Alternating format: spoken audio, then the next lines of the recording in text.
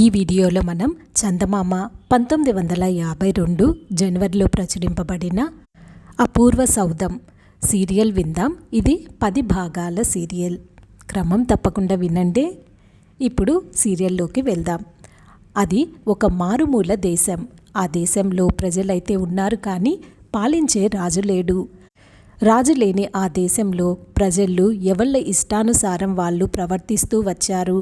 ఇలా నాథుడు లేకపోవడం వల్ల ఆ రాజ్యానికి అనాథ రాజ్యం అని పేరు వచ్చింది. కాలక్రమాన ఆ దేశానికి రాజులు వచ్చారు, పరిపాలన చేశారు. ప్రజలను ఒక కట్టుబాటులో ఉంచి వారికి సౌఖ్యము చేకూర్చారు. ఇన్ని మార్పులు వచ్చినా ఆ దేశానికి అనాదిగా ఉంటున్న అనాథ రాజ్యం అనే పేరు మాత్రం అలానే నిలిచిపోయింది. అటువంటి అనాథ రాజ్యాన్ని ఏలిన రాజుల్లో కృపాసింహుడు ఒకడు. కృపాసింహుడు తన హయాములో ప్రజల క్షేమం కోరి ఎన్నో మార్పులు చేశాడు. కానీ ఆది నుండి వస్తున్న కొన్ని విడ్డూరపు ఆచారాలను మాత్రం సరిదిద్దలేకపోయాడు. అటువంటి విడ్డూరపు ఆచారాలలో నామకరణ మహోత్సవం ఒకటి. అనాథ రాజ్యంలో రాజవంశంలో జన్మించిన ఎవరికి మనకు మోస్తారుగా పేరు పెట్టుకోవటానికి స్వతంత్రత లేదు. ఒక శిశువు జన్మించింది అంటే పుట్టినరోజునే నామకరణ మహోత్సవం జరిపించాలి. ఆ మహోత్సవానికి చుట్టుపక్కల ఉండే రాజులందరూ వస్తారు. వాళ్ళంతా ఒక్కొక్కరు ఒక్కొక్క పేరు సూచిస్తారు. ఆ పేర్లన్నీ ఒక గ్రంథంలో లిఖించి దానిని భద్రపరుస్తారు. 16 ఏళ్ళు వచ్చే వరకు ఆ బిడ్డను రాజకుమారుడు అని మాత్రమే పిలుస్తూ 16వ ఏడు రాగానే ఆ పేర్లను రాకుమారుడికి చూపించి తనకు నచ్చిన పేరు ఎంచుకోమంటారు. అలా రాజకుమారుడు ఎంచుకొని ప్రజలకు తెలియజేస్తే ఆ పేరే నాటి నుంచి అమల్లోకి వస్తుంది. కృపాసింహుని పరిపాలన అన్ని విధాలా బాగానే ఉంది. కానీ 50 ఏళ్ళు పైబడినప్పటికీ సంతతి లేకపోవడం వల్ల అతనికి రాజ్యంలోని ప్రజలకు కూడా తీరని విచారణ కారణమైంది. మన ప్రభువుకు వేలడంత నిసుగు లేకపోయే కదా అని ప్రజలందరూ చింతించేవారు. కానీ రాజ్యంలో కల్లా ఇందుకు సంతోషించినవాడు ఒకే ఒక వ్యక్తి ఉన్నాడు. అతడే రాణిగారి తమ్ముడు శక్తిసింహుడు. రాజు రాణి సంతతి కోసమని తప్పించిపోతూ ఉండగా శక్తిసింహుడు మాత్రం వారికి సంతతి కలగకూడదని ముక్కోటి దేవతలకు మొక్కుతూ ఉండేవాడు. తన బావమరిది ఇక ఎంతకాలం జీవించబోతాడు? అతని తదనంతరం అక్కగారు తననే కదా గద్దె మీద కూర్చోబెడుతుంది అని అతడు ఉవ్విల్లూరుతూ ఉండేవాడు. అయితే తానొకటి తలిస్తే దైవం ఒకటి తలిచినట్లయింది. కృపాసింహుడి తపస్సిద్ధి ఫలించి రాణి దేవప్రియ గర్భం ధరించింది. ఇది తెలియగానే శక్తిసింహుడికి గుండెల్లో రాయి పడింది. రాజ్యంలో ప్రజలందరూ శుభవార్త ఎప్పుడు వింటామా అని కనిపెట్టుకొని ఉన్నారు. శక్తిసింహుడు మాత్రం లోలోపల కుళ్ళి కుసినారిపోతున్నాడు. తను కట్టుకున్న గాలి మేడలన్నీ కూలిపోయినవే. ఇప్పుడు గత్యంతరం ఏమిటి అని దీర్ఘాలోచనలో పడ్డాడు. ఇక రేపో మాపో పురుడు వస్తుందనగా అతడు ఒకనాటి రాత్రి అంతఃపుర దాదిని రహస్యంగా పిలిచి, నాకు నీ వల్ల కాదగిన గొప్ప సహాయం ఒకటున్నది. నేడో రేపో మా అక్క బిడ్డను కంటుంది. అది ఆడ శిశువైతే ఏ బాధ లేదు. మగ శిశువైన పక్షంలో సమయం చూసి పిట్టకైనా తెలియ ఈ మందును బిడ్డకు పట్టాలి అంటూ ఒక పొట్లం చేతికిచ్చాడు. తనకు రాజ్యం వస్తుందని, తను గద్దె ఎక్కిన తర్వాత కోరుకున్న బహుమతులన్నీ ఇస్తానని ఆ దాదికి అనేక విధాల ఆశ పెట్టాడు. ప్రజల అదృష్టం పండి కృపాసింహునికి కొడుకే పుట్టాడు. నామకరణ మహోత్సవానికి అతి వైభవంగా ఏర్పాట్లు జరిగినాయి. పట్టణమంతా కలకల్లాడుతూ ఉన్నది. ఇరుగు పొరుగు రాజులందరూ వచ్చేశారు. దర్బారు కిటకిటలాడుతూ ఉన్నది. ఈ మహోత్సవం దిగ్విజయంగా జరిపే బాధ్యత అంతా శక్తిసింహుడికే ఒప్పజెప్పాడు రాజు. శక్తిసింహుడు తన అయిష్టతను ఎంతమాత్రం పైకి తెలియనీయలేదు. పురుడు రావటంతోటే ఆస్థాన వైద్యుడు రాణి నాడి పరీక్షించాడు. అంతా సవ్యంగానే ఉన్నదన్నాడు. బాలెంతకు అవసరమైన మందులిచ్చి దర్బారులోని మహోత్సవానికి తాను కూడా పోయాడు. అక్కడ రాజు అతిథులందరకు స్వయంగా ఆహ్వానమిస్తున్నాడు. రావాల్సిన వారందరూ వచ్చేశారు. బిడ్డడి పేరు లిఖించటానికని దర్బారులో గ్రంథం తయారుగా ఉన్నది. మహోత్సవానికి వచ్చిన ఇరుగు పొరుగు రాజులందరూ వారు కూర్చుకొని వచ్చిన పేర్లను ఎప్పుడు గ్రంథంలో లిఖిద్దామా అని ఆత్రంతో ఉన్నారు. అన్నీ అమరిపోయినాయి. ఇక రాణి రావటమే తరువాయి. అక్కడ అంతఃపురంలో రాణికి ఎప్పుడు కునుకు పుట్టుతుందా, ఎప్పుడు మందు కలిపి బిడ్డడికిద్దామా అని దాది కనిపెట్టుకొని ఉంది. ఆమె అలా కన్ను మూసిందో లేదో రెండినున్న మందు పొట్లం తీయబోయింది. ఇంతలో రాజు పంపిన పరిచారిక వచ్చి గది వాకిట నిలబడి, అమ్మ, అంతా తమ రాకకు ఎదురు చూస్తున్నారు అని చెప్పింది. దాది ఉలిక్కిపడింది. రెండినున్న పొట్లం తీయలేదు. రాణిని మేల్కొల్పి, అమ్మ, మహారాజు వారు కబురంపారు, ముస్తాబై త్వరగా వెళ్ళాలి అని తొందర పెట్టింది. రాణి లేచింది. ముస్తాబు చేసుకుంటూ ఉంది. ఈ అదను చూసి దాది మందుని బిడ్డకిచ్చే పాలల్లో కలిపివేసింది. తొట్టిలో ఉన్న బిడ్డడిని తీసుకుంది. తీరా పాలు పట్టబోయే అంతలో మళ్ళీ కబురు వచ్చింది. అందరూ కనిపెట్టుకొని ఉన్నారని ఈ కబురు వినగానే రాణి, ఓసి దాసి, నువ్వు బిడ్డన్ని ఎత్తుకొని ముందుగా సాగుతూ ఉండు, వెనకాతలే వచ్చేస్తున్నానని రాజావారితో మనవి చేయి అన్నది.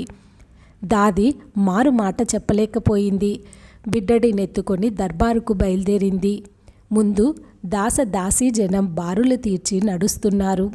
దాది ఒక చేత్తో బిడ్డనెత్తుకొని ముందు నడుస్తున్న పరిజనాన్ని రెండో చేత్తో సర్దుతూ వారి వెనుక వెళ్తున్నది. దర్బారును సమీపించారు. దర్బారు వాకిట శక్తిసింహుడు నిలబడి ఉన్నాడు.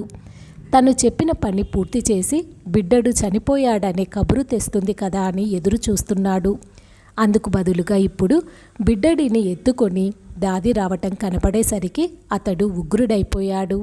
నిలబడిన చోటు నుండి కదలకుండా దాది వైపు తీవ్రంగా చూశాడు. దాది బిత్తరపోయింది. బిడ్డ జారి కింద పడి కెవ్వుమన్నది. అయితే మేళతాళాల్లో మారుమ్రోగుతున్న ఆ సమయంలో బిడ్డడి ఏడుపు ఎవరికి వినపడుతుంది? దాదికి ఒళ్ళు కంపించిపోయింది. గభీమని బిడ్డను లేవదీసి మామూలుగా ఎత్తుకుంది. అందరూ దర్బారు మందిరం చేరుకున్నారు. రాణిగారు వెనకాతలే వస్తానన్నారని దాది రాజుకు చెప్పింది. అది విన్న రాజు ఆశ్చర్యపోయాడు. కబురు మీద కబురు వెళ్ళినా రాణి రాలేదు. సరికదా, బిడ్డడిని ఒంటరిగా కూడా పంపిందే. ఒకవేళ స్వస్థత లేదేమో. తమరొక్క పర్యాయం వెళ్ళి రాణివారిని చూసిరండి అని ఆస్థాన వైద్యుడిని పంపాడు. ఆస్థాన వైద్యుడు వెళ్ళి రాణిని దర్శించి తను వచ్చిన పనై మనవి చేసుకున్నాడు. రాణి చిరునవ్వు నవ్వి, మరేమీ లేదు, కొంచెం నీరసంగా ఉన్నది, అందువల్ల బిడ్డని ముందుగా పంపాను, మీకు అనవసరంగా శ్రమ కల్పించాను అని నొచ్చుకున్నది. ఎంత మాట, ప్రభువుల సేవ కంటే మాకు కావాల్సిందేముంటుంది? తమరు ఈ మందు పుచ్చుకోండి, నీరసం తగ్గిపోయి కులాసాగా ఉంటారు అంటూ ఆస్థాన వైద్యుడు ఏదో మందు తీసి రాణికి అందించాడు.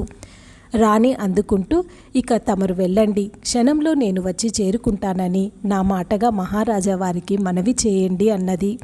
ఆస్థాన వైద్యుడు తిరిగి వచ్చి, మరేమీ లేదు మహారాజా, పచ్చి బాలింత కనుక కొంచెం నీరసంగా ఉన్నారు, అది తగ్గటానికి ఔషధం ఇచ్చి వచ్చాను, మరొక్క క్షణంలో వారు చేరుకోగలరు అని మనవి చేసుకున్నాడు.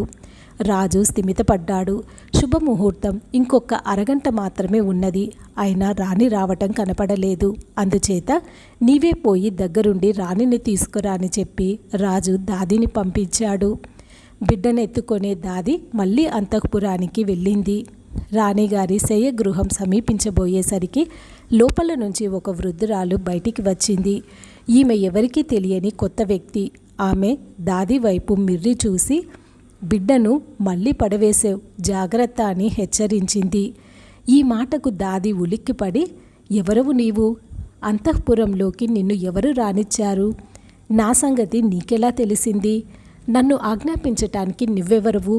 పోపో, నీ దారిన ఎలా వచ్చావో అలా వెళ్ళిపో అని బుకారించింది. వృద్ధురాలు చెల్లించలేదు. నిలకడగా అలాగే నిల్చొని, వెళ్తాలే, నీకొక మాట చెప్పిపోవటానికని వచ్చాను, జాగ్రత్తగా విను. ఇప్పుడు రాజ్యంలో అమలు జరుగుతున్నది మూఢాచారం. ఎవరెవరో వచ్చి పేర్లు రాయటమేమిటి, ఆ పేర్లన్నీ 16 ఏళ్ల వరకు దాచి ఉంచడమేమిటి, అందులో నుంచి ఒక పేరు ఎంచుకోవడమేమిటి, ఎవరికి తోచిన పేరు వారు ముచ్చటగా పెట్టుకొని స్వతంత్రత లేకపోవడమేమిటి? ఈ దురాచారం ఇంతటితో అంతరించాలి. ఇప్పుడు పుట్టిన బిడ్డకు మహారాణి జ్ఞాపకార్థం దేవసింహుడు అని పేరు పెట్టమన్నానని మీ రాజుతో చెప్పు. తల్లిదండ్రుల పేరు నిలబెట్టడానికే వంశానికి మర్యాద అని చెప్పింది. దాది ఆవేశంతో, ఓసి శకునపక్షి, ఎక్కడ దాపురించావే? తల్లిదండ్రులు జీవించి ఉండగా ఆ పేరు శిశువుకు పెట్టవచ్చునా? ఎటువంటి ఓటి మాట వచ్చింది నీ నోటి వెంట? పైగా తరతరాలుగా వస్తున్న ఆచారాన్ని ఉల్లంఘించమంటావా? ఏమిటి పిచ్చి కూతలు, ఏమిటి అపశకునపు పలుకులు? ఉండు, నీ భరతం పట్టిస్తా. ఏమనుకున్నావో? రాజుగారితో చెప్పి వస్తా ఉండు అంటూ దర్బారుకు పోబోయింది. పోబోతున్న దాదిని వృద్ధురాలు వెనక్కులాగి, తొందరపడకు, నీవు రాజుతో చెప్పవలసిన వార్త ఉన్నదిలే, చెప్పి వద్దువు గానీలే అంటూ అదృశ్య రూపం పొంది కిటికీ గుండా ఎగిరిపోయింది. దాది ఆవేశంతో ఉరకలేసుకుంటూ బిడ్డనెత్తుకుని దర్బారుకు పరుగెత్తింది. అక్కడ దర్బారులో రాణిగారు ఇంకా రాలేదేమిటి అని అందరూ ఎదురు చూస్తూ ఉన్నారు. ఇంతలో దాది ప్రవేశించింది. దాది కంగారుతో ఉండటం చూసి రాజు కంగారు పడ్డాడు. రాజు కంగారు పడ్డం చూసి మంత్రులు, మహోత్సవానికి వచ్చిన రాజులు, లక్షల కొద్దీ ప్రజ సందిగ్ధంలో పడ్డారు. దర్బారంతా కారణం తెలియకుండానే అట్టుడికినట్లు ఉడికిపోతున్న సమయంలో కోటలో గంటలు వినిపించినాయి. అయ్యో, అవి మామూలు గంటలు కావు, మరణ గంటలు. అందరూ నిశ్చేష్టులయ్యారు. శరీరాలు కంపించిపోతున్నాయి. వంటి మీద చైతన్యం లేకుండానే ఒక్కొక్కళ్ళు గంటలు లెక్కిస్తున్నారు. అనాథ రాజ్యంలో ఇది ఒక ఆచారం. రాజకుటుంబంలో ఎవరైనా చనిపోతే ఆ చనిపోయిన వ్యక్తికి ఎన్ని ఏళ్లున్నాయో అన్ని గంటలు కొడతారు. ఇప్పుడు ఎవరు మరణించారో గంటలు పూర్తయ్యే వరకు ఎవళ్లకు తెలియదాయే. భయంతో, బీతాహంతో హడలిపోతూ ఒక్కొక్కళ్ళు 1, 2, 3 అంటూ గంటలు లెక్కిస్తున్నారు. అలా వరుసన 39 గంటలు కొట్టి ఆగింది. 39 ఏళ్ళు రాజకుటుంబంలో ఎవరికి ఉన్నాయా అని ప్రజలు గుసగుసలాడజొచ్చారు. ఎక్కడి జనం అక్కడనే చెల్లాచెదురై వర్తమానం తెలుసుకోవాలనే తహతహతో కోటవైపు పరుగులెత్తసాగారు. ఇకనిప్పుడు దర్బారులోనే కాదు, కోటలో కూడా సంతోషమంతా కల్లోలంగా మారిపోయింది. ఈ భాగం ఇంతటితో సమాప్తం. తిరిగి మనం 2వ భాగంలో కలుద్దాం. ఈ వీడియో మీకు నచ్చినట్లయితే దయచేసి ఈ ఛానల్ని సబ్స్క్రైబ్ చేసుకొని ఈ వీడియోని లైక్ చేయండి. ధన్యవాదములు.